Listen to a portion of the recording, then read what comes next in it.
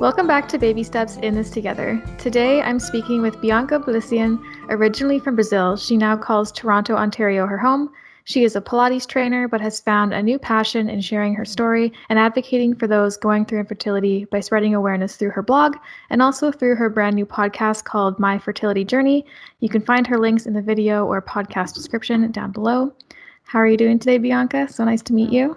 I am doing great. Thanks for having me, and it's great to meet you too. Thank you. So I guess I kind of want to know more about what made you start your blog and how did that kind of transition into a podcast?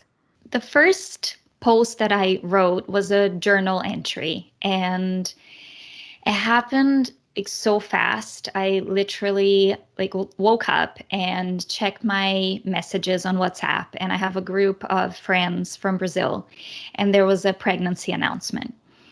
And I don't remember exactly the year, but it's a few years back. I'm going to say 2018, 2016, 17. And it was just such a mixed emotion. Like, I didn't know this friend of mine, if she was trying for a while or not, or if it just happened, if they planned or not. I didn't really know the background. But regardless, I had been trying for a while. We've been trying since 2013. So it's been a long journey. And at that point, I was really, really sore and really just in pain and sad with our situation. So I read that, and it was just a jolt. And I'm like, I need to write this down. The mixed emotions between being so happy for her because I love her so much, and being so sad for myself that it wasn't me, and I just had or still have no idea when this is going to happen for me. And I wrote the journal entry in like 5 to 10 minutes and didn't edit it much, and just wrote it down eventually on my phone, computer kind of thing. And then I just started slowly writing a bit more with time when things like that happened, where it was, again, a jolt of emotion with something happening either from outside or just within me or within the journey. An appointment that I had with the doctor, or something that I read, or something, a discussion maybe with my husband, whatever it was. I just started writing more and more because I felt like I just had this concrete thing that I was putting my thoughts and emotions onto, and I could reread it and troubleshoot it in my mind, those emotions, and that was so healing for me. With time, I started showing it to some people. So I showed it to my husband, and then I showed it to a few friends and family, cousins that I'm close with. I also have lots of sisters. It's a long story, but I have these people that are like this huge support system around me. So they're all so supportive. So I started showing, and the feedback was amazing. So I'm like, you know what? It took me a while, but I then decided to post it. So I used medium.com, which is sort of like a community blog platform, and I use that to post. And yeah, and then of course I connected that to my Instagram, and people started sending me feedback. People that I knew just through virtually through Instagram, Facebook, etc. And the amount of people that are going through this and we have no idea just really baffled me. And a few specific feedbacks really changed my view in terms of how I wanted to share and put my story into the world. Like, I just have like tears coming up, because there was one in particular that I posted during the holiday time. We know, and we're approaching that now. So very cunning conversation topic. It's very hard if people out there are watching this and they don't know anything about the trying to conceive journey. This is a very hard time, because we see a lot of like babies under Christmas trees, and this is my first Christmas onesies, A lot and of all of pregnancy that. announcements. Pregnancy announcements, Yeah. and with the Christmas hat and the all the family, the baby bumps, and it's so painful because it's such a special time, holidays, right? To be with your family and all that, and to not have what you're dreaming of is really painful. So I had a post about that, and how I was actually progressing on my emotional, I think it was called emotional evolution, because I really felt each year I was dealing with it better and having a different approach to it. And then someone wrote to me and said, "Oh my God, this saved my day because I just saw a photo shoot of a pregnancy a pregnancy photo shoot, I guess you'd call it, and Hmm. it just destroyed me. And then I read your post, and it really just uplifted me and whatever." And so I remember that so specifically, and that's when I decided to share more and be more raw about it. And then my fertility account on Instagram that I decided to do first. So I started with that, where I was sharing and connecting my blog posts instead of just doing it through my personal account. Hmm. So that's myfertilityjourney.ca. And then the podcast came with thinking that maybe I could put that emotion into words. So I'm like, you know what? Maybe I could just have a platform, and I love podcasts. So that's a thing. I think for me, I have a lot of fun. I've learned a lot health wise through it. I actually, to be honest, have never gotten into the fertility podcast a whole lot Hmm. because, again, with the journey, it can be a bit triggering to listen to a lot of that back to back to Yeah, back. But definitely. the health, yeah, but the health ones were really my go-to, and then sprinkled with some of the fertility ones. So the first idea was to just read my posts. I'm like, you know what? I'm going to put this at a different medium and just share my emotions with my voice, which is actually not as easy as I thought and as it sounds. So I'm actually still working on that, because the theatrics of it and putting your emotion through your voice without people actually seeing your face is Hmm. very, very challenging. So I that was the first idea though, and then it progressed to sharing people's stories. So very similar to what you're doing, and I appreciate the space so much, and I think what you're doing is amazing. So I'm like, you know Thank what? you. I want to talk, yeah, for sure. And I thought, I want to talk to people that are going through this, because a lot of the podcasts that I was listening to were very focused on, I found two different categories.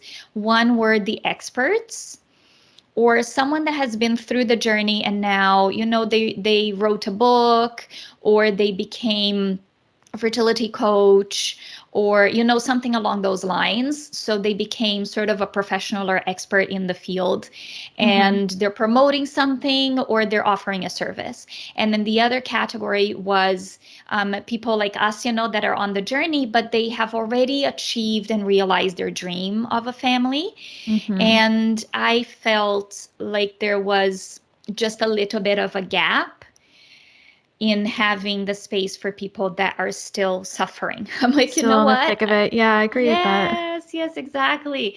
And that is the perfect expression, because it feels so thick It sometimes. does. Like you're like dragging yourself through mud day in and day out. So that was the idea.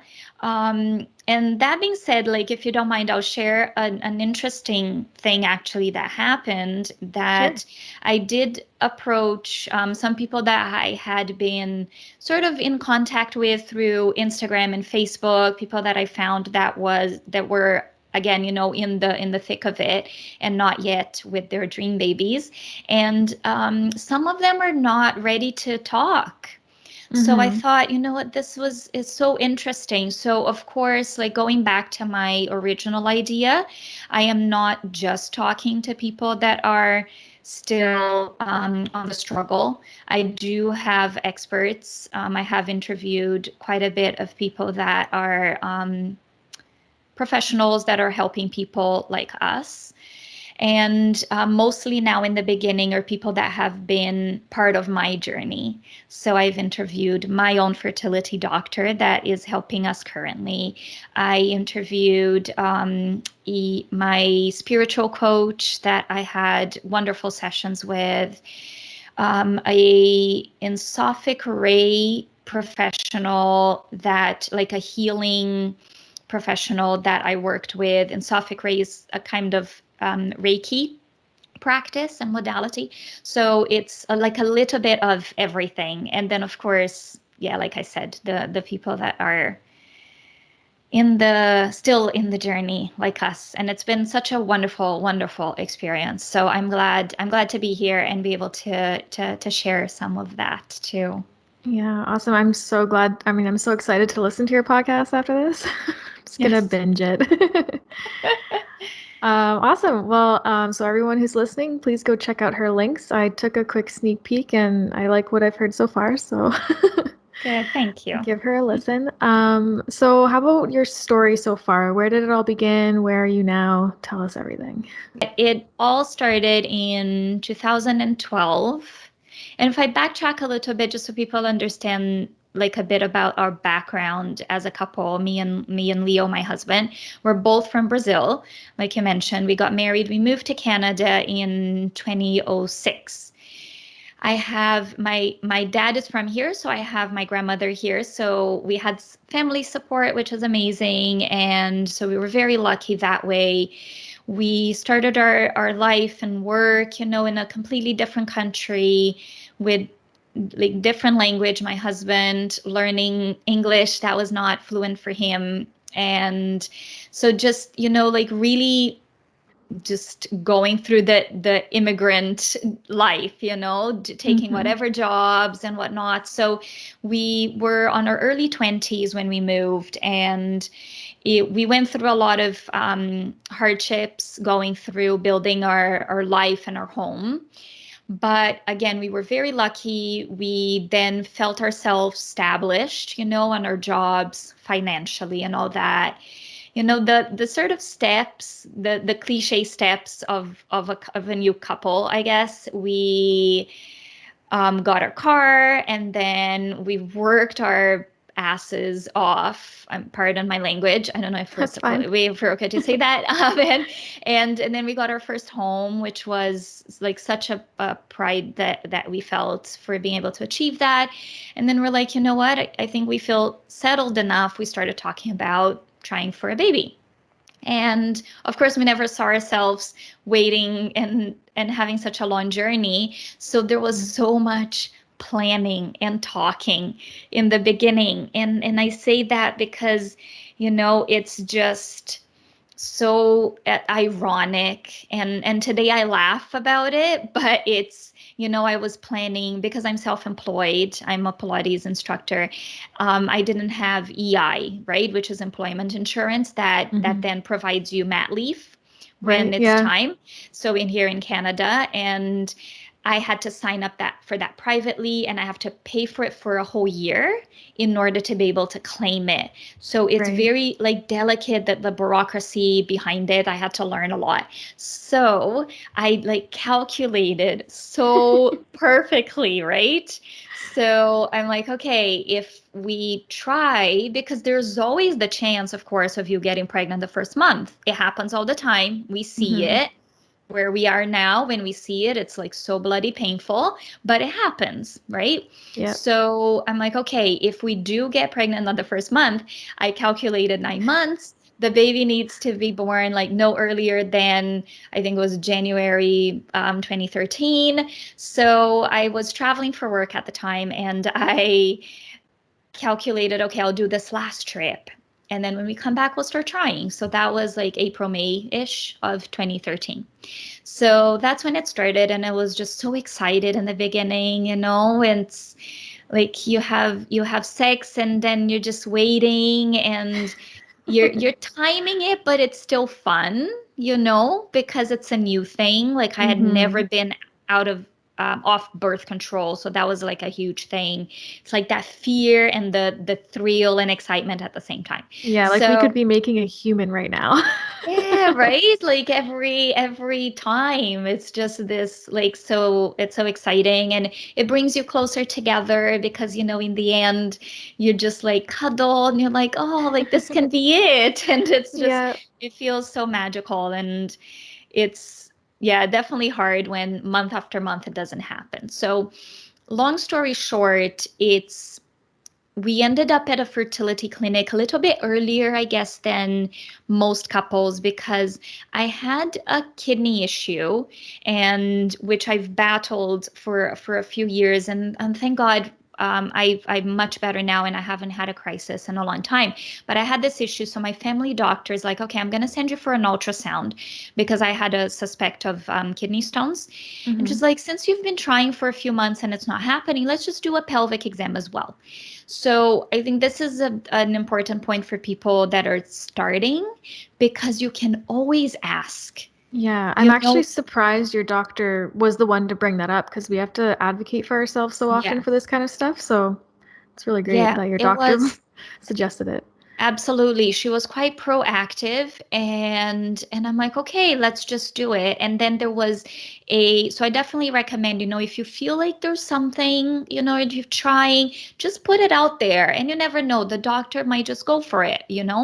And Hmm. then so with this pelvic exam, which was very how can I say, very superficial, the technician saw a probability of a bicornuate, I think that's how you pronounce it, uterus, which Hmm. means that the uterus might be on the shape of a heart versus people can see this, right? It's a Yeah. video. Yes. So the shape of a heart versus being like a perfect sort of dome like. And what that does, if it is really occurring in your body, it actually increases the chances of miscarriage, but not the chances of you actually getting pregnant. Right. So they're like, but it is sort of on the fertility issue realm. So let's just send you to a fertility clinic. So we went to the first clinic that like the referral from our family doctor. We didn't know better. We didn't research. I had no idea there was so many. I didn't know that they were so different. It's, yeah, So so overwhelming. oh my God. And like now I wish I had done my research. Like another advice, if you're out there and you're starting, don't just go with the first clinic that you get referred to. Do your research. Doctors are very different approach. They're very different experience. They might have sort of a niche, like the doctor that we are with now, which is not the doctor that we started with. It's our actually third one. He is specialized in DOR, which is diminished ovarian reserve, which has ended up being my diagnosis. Let's say it's a very poor diagnosis, but yeah, but just like going to and prices are different, right? Yeah, I've I had no seen idea about that right, for a long time. I've seen your little clip about prices and how much we spend, and it's just baffling. I never sat down to check how much we've spent so far, I almost and I don't debated think I not want to. doing it because you don't want to see it all at once. It's kind of depressing. But It is a little bit, but you know what? Putting it out there like you're doing is so useful. It's absolutely mhm. so useful. So, it's don't regret it for sure. Yeah, so that's an advice. Just like do your research. But anyways, we went with it, and again, we saw one doctor. She ironically went on mat leave, which was Of just course. a gut punch, That's of course. exactly what you needed. Yeah, just right at the very beginning. And then we ended up with another doctor, and then she moved to another clinic. We followed her, and we then did a little bit more research in terms of blood work. And that's when we did the AMH because the previous doctor didn't. So she wasn't as thorough. So again, that's another thing. I know Google is a mean thing sometimes, and a rabbit hole that you don't want to go down through most of the time. But the chat groups and talking to people and asking what kind of blood work that is good and as like thorough as possible, that's a good thing to research as well. So you can, if the doctor doesn't ask for it, you can ask for it yourself and then try to push it a little bit. So I had no idea. She's like, oh, there's this AMH test that's missing. So we did that, and that was the worst. Like, that was when I received, things were iffy. We had done IUI in the beginning with the first doctor, and then into the second one. So we did the IUI, and then with the AMH that came afterwards, she's like, yeah, IUI is not going to do it for you. You need IVF. Her bedside manner was like less than ideal. It didn't go very well with me, personality, and the way that I view things. So it was so hard. And I have a post about that. That is like the worst day. And when my world just crumbled down, and I was by myself. Unfortunately, my husband couldn't be there with me. Oh. And the biggest like gut punch was hearing that my number was worse than a 43-year-old. And I was probably like 10 years younger than that at the time. So just hearing that, and then hearing that, miracles happen, but you're probably going to need IVF is the only way that you're going to have your biological child that you want. So that was just soul crushing. Just no words. There is actually no words to describe. I can completely relate because I have the same diagnosis. So I like your whole story so far. I can really relate to. I feel like we've lived the same thing. Yes, and so many of us. So many of us. And then since then, and I took that as I don't want to say a death sentence because it sounds so dramatic, and there are diagnoses out there of conditions and diseases people go through that are actually death sentences, but that's how it felt. It felt like I was dying inside, and everything that I thought was going to be possible would just never, ever happen. That was the feeling. So sobbing uncontrollably, the ugly crying with my mom on the phone, like that was just horrible. Of course, I picked myself up, and at the time was 2016, and we signed up for the funded. No, actually, there was no funded cycle at the time, I believe. So we went we went to the bank. That's what one does when they don't have an unlimited financial capability or whatnot. And we went for a line of credit. We're like, okay, now we're prepared. We do what we can.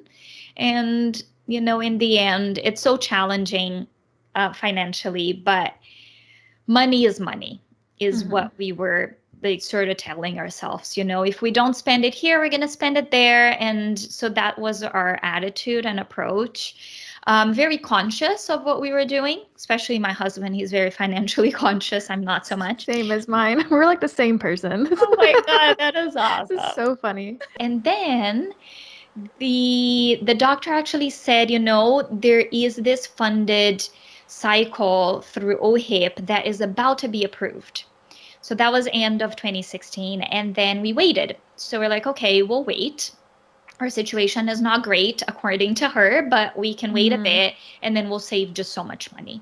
Yeah. And at this point, the quote was like I'm going to say between $20,000 and $30,000, like, which is just like, it was like the down payment of a house at that. Yeah, it's ridiculous. So scary, right? And just the stress and all that.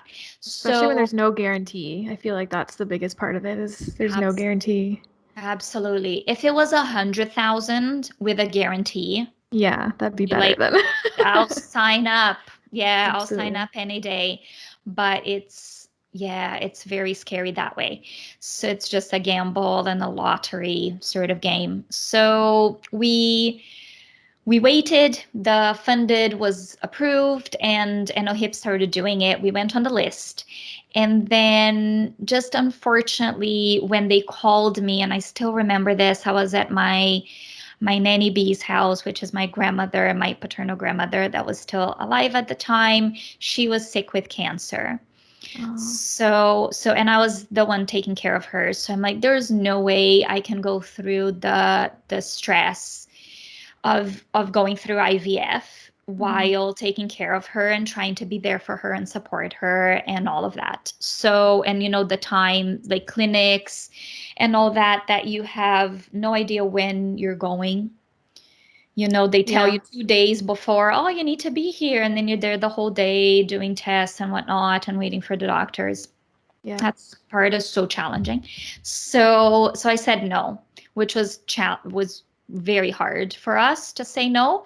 But the good thing is that it was the very beginning of funding. So if people are listening to this now, like this was 4 years ago, Hmm. literally, then yeah, over 4 years ago, it was very different because it was the beginning. It was this flood of funding, which was amazing from the province, and there was no big waiting list. There was none of that stress Okay. Yeah, I behind was it. curious about that. Like I didn't, first of all, didn't realize that the funded program was so new. And yeah, I was curious about what the timelines were like for it back then. Because now, Yeah. like, it's different depending on what clinic you go to. But from my doctor at my clinic, I was on the wait list for like a year or, yeah, Oh, about a year. yeah. And that can be stressful, especially if you have a low ovarian reserve. Yeah, time So is not on our doctors, side. no, the doctors are like, we should have started yesterday. You're like, that's not helping. No.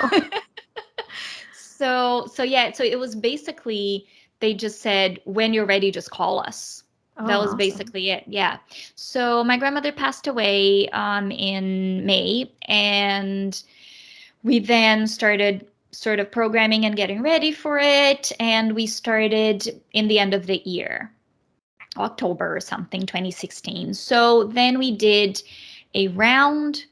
I feel like, from what I know now, I have a feeling I was stimulated maybe a bit more than I should have, but that's to no one's fault because they don't know, right? They're just trying Hmm. out in the beginning. So that happened. We had 3 eggs, which was actually good for my ovarian reserve. My AMH number, which I didn't say in the beginning, was a 0.99 Is that in what units in is that? the Canadian The one, the P PMO. mall? Okay, Yeah, okay. it's the low of the lowest. Yeah, It's like okay. almost non-existent, pretty much. Mine as well Hmm. just be zero. So that was like, of course, crushing. So, which is what led the doctor to say what she said to me in that consultation, right? That was Hmm. just so blunt and painful, but I guess it's what she knows from the numbers, and that's her experience, so that's what we heard. So when we did it, so we had the 3 eggs, they all fertilized, which That's was great. amazing. Yeah. Yeah. And then she said, you only have 3, and I want you to have the best chances you can. So we're just going to do 3 days instead of waiting 5. So we did a fresh transfer at the 3 days and then froze the other 2. They all failed. We did them back to back to back. Okay. So that So was were for the other two frozen at day three as well? Okay, I see. Yes, they all froze at day 3, the last 2. So we did the one transfer, frozen on the date or day 3 embryos, and back to back, did not take a break. I was a mad woman. Oh yeah, like those meds will make you nuts. Crazy pants, totally crazy pants. And I was just on a mission. That was all I could think about. Hmm. And I'm like, okay, there's the statistics, right? Where they say, people have to do more than one time in my thinking, 3 embryos was going to give us at least one baby. I'm like, 1 out of 3. Of course, this is going to happen. Mm-hmm. So first one was horrible because I did the pio shots, the Mm-hmm. progesterone and oil, and I did not react well. I didn't have an allergy. I didn't have any like swelling, nothing on those lines, but my glutes seized completely. Ouch. It was, yeah, I could barely walk. I was walking like an old woman that needs a hip replacement. Mm-hmm. And being a Pilates instructor, I know how that looks. And then all of a sudden I knew how it felt. Mm-hmm. Like the pain was unbelievable. I couldn't do anything. I couldn't work, which is what I love, to go and teach my clients. And I had to come up with excuses. So my poor like clients and my coworkers, Oh. I'm like, I just pulled my hip. And, I pretended I had a hip issue. People are Yeah. like, oh, do this exercise and do that stretch. And I'm like, yeah, I'm working on it. So just a few people knew that that was coming from hormone injections. So that was horrible. And I'll tell you this, another advice for people out there.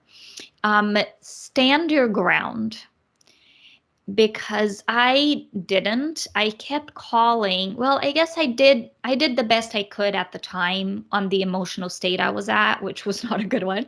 Mm-hmm. And I called almost every day saying, this is just not normal. It's not normal that someone can't walk. It's not normal that every step, I like tears were literally just flooding down without me even noticing. I was in so much Oh. pain.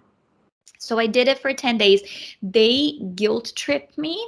And that was my biggest lesson, to feel like you're not trying as hard as you should. Mm-hmm. Like that still breaks my heart. I'm still working on recovering emotionally from that, because they really made me feel like if I really wanted to be a mother, I need to suck it up, and this Mm-hmm. is what I need to do. Or if it doesn't work, it's somehow your fault. Like, Yes, because I didn't try hard enough. yeah, that's No, because terrible. I didn't go for the option that gives me the best options or the Mm-hmm. best statistics or whatever the hell of the numbers that they're looking at. It just drives me crazy. Statistics are something I don't like. I don't look at them. Yeah, And same. I don't. yeah, yeah, they mean nothing really, because you can say this has a 99% chance of working, and you can be the 1% that doesn't, and Exactly. vice versa. You can be on a situation where they say 99% of this doesn't work, and you can be the 1% that works. So Mm-hmm. statistics are just, for doctors maybe to get better guides of what they're doing, but it just really messes up our heads as patients. So I try not to look at it at all. So yeah, so that was awful until I went to the doctor and I saw a difference. So I had a consultation, and I had this speech. I literally wrote down the speech on my phone, because Mm-hmm. I don't know how you feel when you go to the doctor. Now I feel a bit like I'm emotionally much more grounded, but before I would leave and I'm like, I asked nothing I wanted Yeah. to ask. It's just Yep, I'm the awful. same way. Even like now, when I have phone calls with my doctor, I have notes up on my computer screen so that I don't forget to ask things because, Yes. you kind of feel like, the doctor's the powerful person that knows everything in the situation and they're just speaking a bunch of stuff at you and you're just like, okay, okay, okay. And then you just leave and Yeah, you're and then like, it's I know over. nothing. Yeah, I know nothing more than when I came in, and I feel Hmm. no better. So I just feel worse most of the time. So yeah, so that's another big takeaway for people, is to write down your questions, because in the beginning it's so, so, so overwhelming. Yeah. So I did that, and I wrote a whole speech why I should not be on these shots, how the stress and the pain I was going through was just for sure hindering this embryo to just latch and implant, right? Mhm. I'm like, there's no way. I used to tell my husband, he would get home from work. I would just hug him and cry for like 5 minutes. It was horrible. I'm laughing now. It was not Yeah. funny. It was No, definitely not not at funny. all. So if you're going through that, I feel you 100%, whoever is out there. So I had this whole speech. I go in and he's like, so I started and I saying, okay, so I can't walk. People could see, right? I'm like hobbling into the clinic and no one cares in the least. It was just awful. So I go in and I'm like, okay, I can't do these anymore. And he's like, okay, suppositories then. And I'm like, what? He's like, yeah, it's the same thing. It's just different Yeah. absorption, but from my experience, it works the same. And I'm like, oh my God, you have no idea. So then I shared with him, the nurses giving me this guilt trip, and because that's what they're following the doctor's orders. It's not out of their Mhm. brains that they're saying this. But I'm like, okay, so I guess I don't need this speech to make you feel sorry for me. So that was just mind blowing. And then I started noticing, I'm like, okay, maybe I need to do my own research because not every doctor is doing the same thing, which means they're not all right. If Mhm. right. And then there's another thing I'll mention is very curious about the PIO shots and the suppositories because I'm sure there are people hearing this and being like, no, there is research that says that PIO shots have best statistics. My doctor currently still says that. Every time I go, he still asks me, so no PIO shots, are you sure? I'm like, yes, I'm not doing them. My foot is down and I'm not changing my mind. Good for you. But yes, but the curious thing was I have a sister in the UK and she went through again several rounds, and she shared with me that in the UK they don't do PIO shots at all. That's not a Mhm. thing. And I don't know, like right now when I talked to her, it was a while ago, so who knows, things could change. So I'm sorry if this information is not accurate, but anyways, while she was doing, she has two beautiful baby boys from IVF. So I'm like thinking, I doubt the UK has worse statistics on IVF than we do in North America. Mhm. So why are we, I doubt that there's less babies being born from IVF in the UK versus here.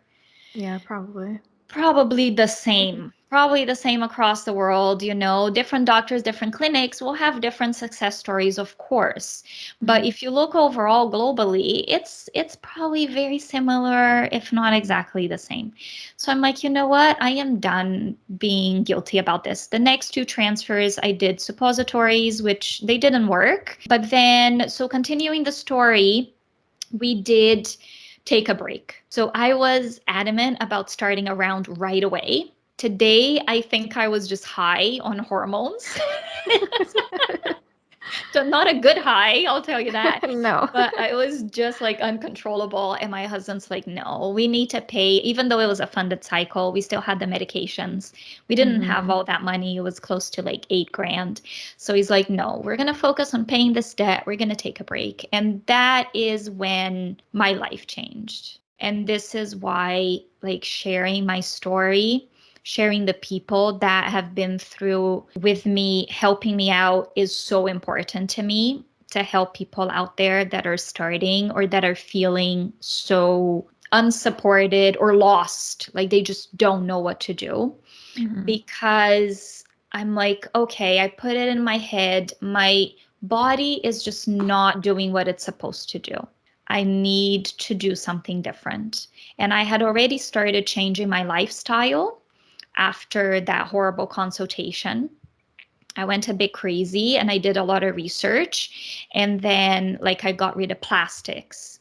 We already didn't have a microwave, so that was an easy transition. So everything glass, stainless steel, Mhm. no non-stick pots and pans, like if this is new, if you're listening to this and this is new for you, just look for that information. It doesn't even have to be connected to fertility. Just look at, healthy, natural lifestyle. And everything you do along those lines is going to make your body healthier, and it's going to balance your hormones, perfumes, all of that. So what I did after that was look for a naturopath, which is so unfortunate that he doesn't see new patients. Otherwise, I would market the hell out of him until he saw like everyone I know that is struggling with this, because it really, really helped me. And a few eye openers with that was he didn't really want to hear about my fertility stuff in the beginning, which was a bit frustrating. But at this point, I'm like, I need to trust that, something different might help me. So I just sort of left it in his hands. And then he worked on my digestion, which is so important. If you have loose bowels, if you have constipation, if you're not pooping like at least once a day, you have to look into it. And if we look at our system, which is something I find, unfortunately, fertility doctors don't do, our uterus or reproductive organs are so close and connected to our intestines, right? So imagine if you're blocked, like the pressure that puts on your uterus. Yeah, that's very true. So it's so fascinating. So we went through a whole bunch of stuff and a lot of other little details, and we fixed that. And then we started going into a more like prenatal protocol. And that changed so much that when I went back to my current doctor, my AMH was 7.8. Wow, that's a huge jump. Yeah. So again, and I talked to him about it, and we laughed actually. I laughed with him, even though, it's a bit challenging for me, because I do believe that natural things help and things can change, even if science hasn't proven it with research yet, because he's like, yeah, that must be wrong. He It's a said, fluke. it's a fluke. Yes. Oh I'm my like, goodness. it's your own lab. And also there's a lot of stuff out there that says if you do an AMH on different labs, because they test it slightly different, it can be a difference. It But can have, that's a pretty big difference, though. I feel like it's even so if it big. was different labs, it Yeah. shouldn't be that stark of a difference. Yeah. Which was not actually. It was all done on his lab, because my previous clinic actually had to outsource because they couldn't do the AMH. So it actually goes to Create Fertility Center. Okay. Maybe that has changed now, but they do a lot of other clinics tests because their lab is so exceptional. And Oh. yeah, it's very interesting. So anyways, they were all done there. And then that was such important and special moment for me, because I noticed that all that had hard work. That being said, this whole naturopath thing and other stuff that I did and changed in my life was 3 years. So almost exactly 3 years until we went back to the clinic again, because it wasn't working. Obviously, I was still hopeful, if I do these changes, maybe naturally it will happen, but it didn't. And so I put a date. I'm like, okay, we're going to go back fall 2019. And that's when I started with Dr. Lee Brack at Create Fertility Center. And so that's when we did all the tests and all of that. And it was just such a, how can I say, a rewarding and reassuring that I was doing the right thing, and all that hard work. My naturopath is like so intense with his protocols. The amount of pills, the detox that I had with him, it was very intense but amazing. And it just paid off, just by seeing that number, which I know we shouldn't take too seriously. Don't take your AMH number too seriously, because it's not a make or break, and it did break me in the beginning, and it did give me a bit more hope in the end. But like, don't hang up on it for too much, because my acupuncturist rolls her eyes at AMH diagnosis. My naturopath was just like, pff, literally, pff, for Mm-hmm. AMH. He's like, but how about the other stuff, Yeah. So yeah, so that's what happened. And then so 2019, we're at a new clinic, new doctor, new protocol. He offered us batching. So I had never heard of that, and he recommends that a lot for his low AMH or DOR patients. So Mm-hmm. that means that you do round after round 3 times, and like you can take a break in between, but without doing any transfers. And you try to Mm-hmm. literally you're batching, you're banking. Some people call it banking embryos. So you fertilize. He only waits 5 days, or not only, he waits 5 days instead of 3. He doesn't believe in the 3-day embryos. I know it's a big controversial Yeah. conversation. Yeah. So, we went with it and we're like, okay, if you believe they're going to be stronger because they survived 5 days, and let's do it. And we had great results. Like, he really nailed it. And luck or destiny, whatever it is you want to believe, the pieces of the puzzle in the universe coming together. Or maybe it was just luck that he nailed the protocol right off the bat. He barely changed it from the first to the last one. And it just got better and better. So we got 4 embryos, 5 embryos, 6 embryos. Oh, wow. And then our PGS testing, which was a brutal wait. Oh, I Brutal. know. We're in that wait right now. Oh, I feel for you, girl. That was hard. And it was right during COVID. So 4 weeks we waited. Mm.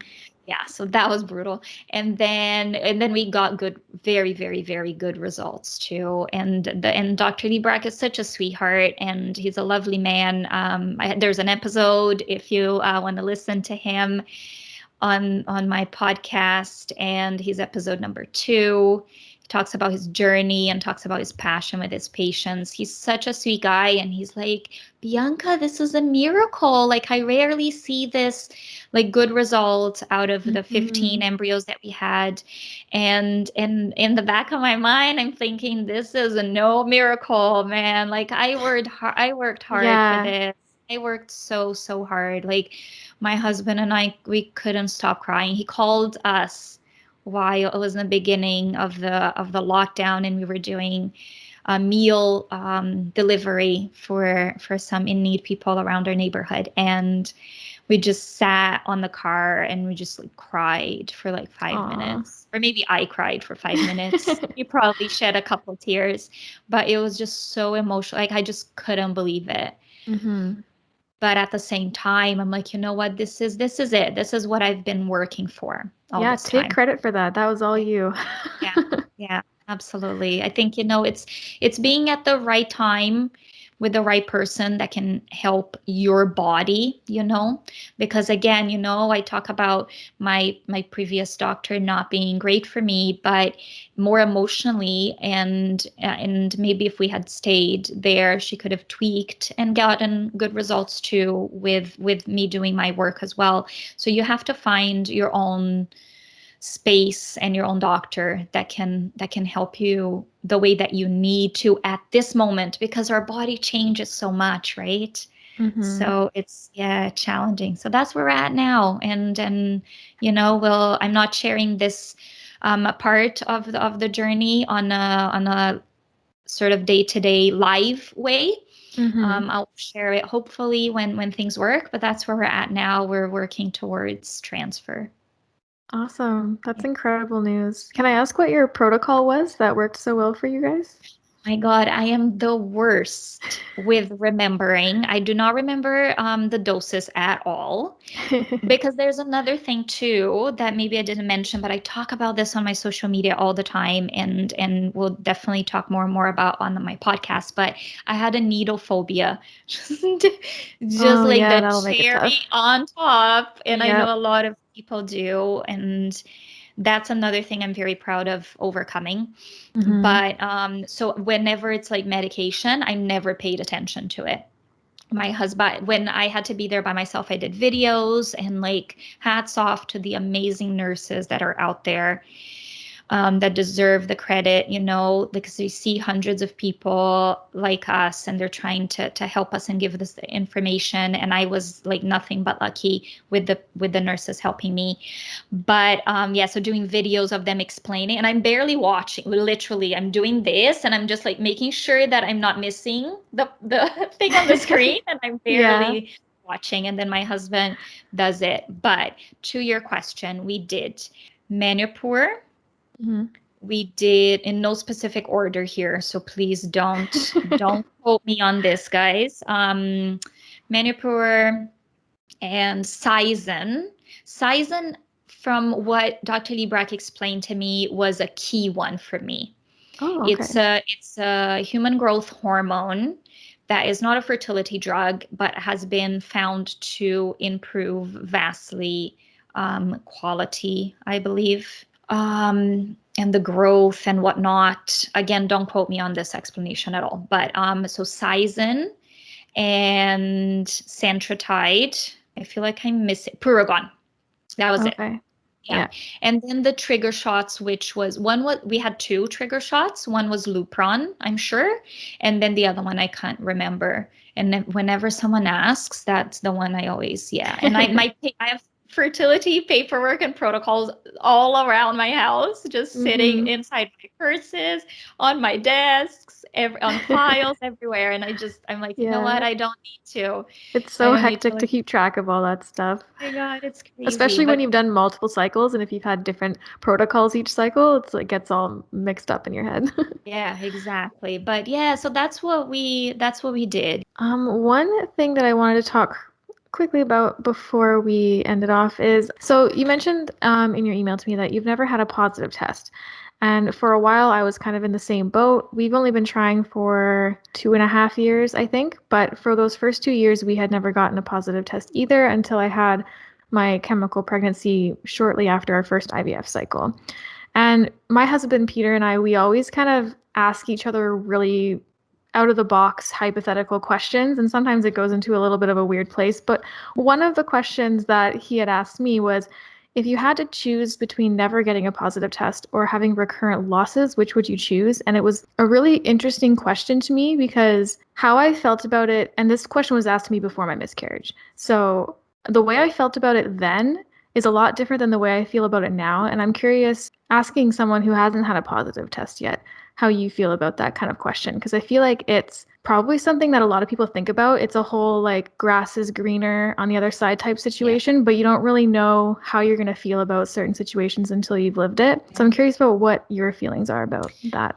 You know, you know how we have those like just don't ask questions or just don't say things in the fertility world. And I'm trying to educate people too, like around my circle, friends and family with my Instagram account. Some things you just don't say when you know someone's trying to conceive. And it doesn't matter if it's a month or if it's 7 years. And one is like if someone had a miscarriage, at least you can get pregnant, right? Right. And we hear that all the time. And I'll share so honestly, I feel like that sentence goes through my mind every time I see someone suffering from a miscarriage. I'm like, at least you know that for some reason, your embryo can implant.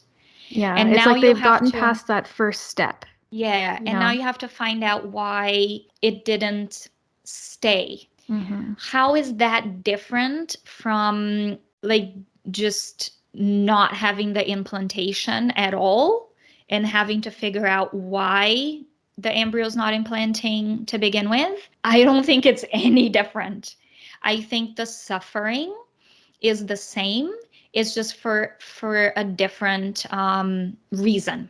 Mm-hmm. So in my mind, and I remember from the very beginning of my journey, I remember just out of nowhere, it would just come to me like, when I get pregnant, it's going to stay. I won't have trouble keeping a pregnancy. I call it whatever you want to call it. Mm-hmm. God, universe, energy, whatever it is. Yeah. Now, when I see so much of it, because now I'm on like very involved in the TTC community, I'm not so sure about that at all. I'm Mm-hmm. like, I could very well get a positive and, have a chemical or just a further down miscarriage or whatever. So let's say I don't feel as confident on that voice so much. Maybe I should.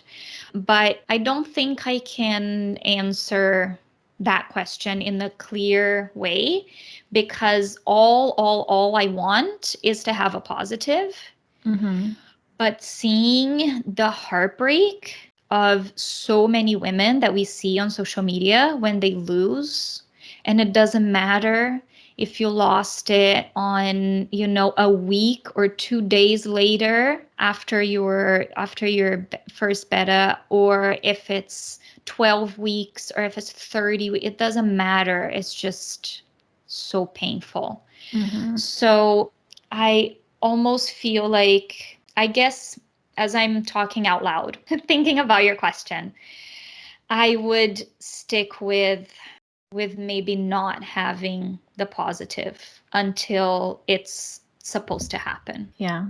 That's like what you were saying before about how, when you imagined it happening to you, that it would definitely stick. That was kind of my feeling too beforehand, where you think it's been so long, I'm not getting positive. So when I finally do get a positive, it must be a good one because it hasn't happened all this time. So when it finally does happen, it must be a good one. So when I was approached with that question, I thought, well, like same as you, at least if you're getting pregnant, then you know that you can get pregnant. And that's like, one thing to check off the list at the very least. But then after my chemical miscarriage, so I only knew I was pregnant for like 4 days. And then I found out that I was losing it. And I also thought beforehand that even if it was a chemical miscarriage, I didn't know how much it would affect me. Like you said, it doesn't matter how early you find out you're losing it or how late in your pregnancy, like it's painful regardless. I didn't realize that at the time. I thought, oh, if it ends up being a chemical, like I think I'll be okay, and at least I'll know I can get pregnant. Mm-hmm. But that wasn't the case at all because like you find out you're pregnant and then your entire life changes and you imagine this whole life that's ahead of you, and like just it's crazy how much your perspective can change in a single instance. And now looking back on it, I can definitely say that my perspective on that question has changed. So I just thought it was an interesting thing to talk about because it's kind of it's a really complicated question to answer, and it's a little bit dark in some ways, but I think it's something that a lot of us in like our situation, or even people who have recurrent losses, if people experiencing that wish that they had just never gotten positive tests, like I'm sure a lot of us in the community think about that, but it's not really something that's voiced out loud because it feels wrong. But you So, know what? I find the dark and the weird questions are the ones that we should talk about the most. yeah. Why does this bother us so much? And then as we troubleshoot it, and the one last thing, if I could add, I know we probably need to wrap it up, but it's the emotional part. So I talked about the naturopath, I talk about acupuncture, but the meditation that I Mm-hmm. found, that again, I hope I will talk soon more about that on my podcast, is what saved my life. Like, I don't know where I would be in quite dark place of depression, because that's how I felt. Like I couldn't get up in the morning. Mm-hmm. I was calling in sick for work, and I wasn't doing my job as well as I thought I could, which is very depressing when you do what you love and then all of a sudden your passion is not there. So like working on that was just really changed me, and my relationship to my husband. Like seriously, if you feel yourself rocking on your relationship, like just look into something to make you strong as a person and change the energy around your journey, because that changes everything. Like my husband he doesn't do the meditations. He tried a couple things with me, and he has his own faith. We Mm-hmm. look at things very different just in our lives in general, and the faith we have. But me changing my energy, change the energy of the house and change the energy of the relationship. And now the way he is, which is lighter, also changes me, makes me more patient. So I think that was like one of the biggest pieces of the puzzle. So we look at the physical so much, when should I eat the pineapple? And, the Yeah. DHEA, and is it ubiquinol or CoQ10? And those things are all amazing. And those things helped me a lot. But if we're not good up here and in our hearts, man, it's so hard to navigate this in a healthy way. You'll navigate it because, unless you just decide to completely give in and just be in bed and decide to do the worst, you're just going to keep going. You're going to find a way to work. You're going to find a way to eat something just to survive. You're going to find a way to just sit beside your husband, watch TV or whatever, but it's not a healthy way. And if we want to bring a baby into the space, I know it sounds very frustrating. I heard that when I was not in a good place and I just wanted to punch people in the face. But now that I sort of went through that hurdle, if you create a healthier space, it will help for sure. Yeah. I think that's something I need to reflect on a little bit is I know that there was kind of a key moment in my journey where my kind of mental health and my frame of mind kind of changed in a more positive way, but I'm not as certain as to what it was that got me to that point. I should think about that more, and it would be good if I could speak to that from my own experience, but I'm not sure exactly what it was. Yes, you just sit on it. That's what I say. Yeah. You just sit.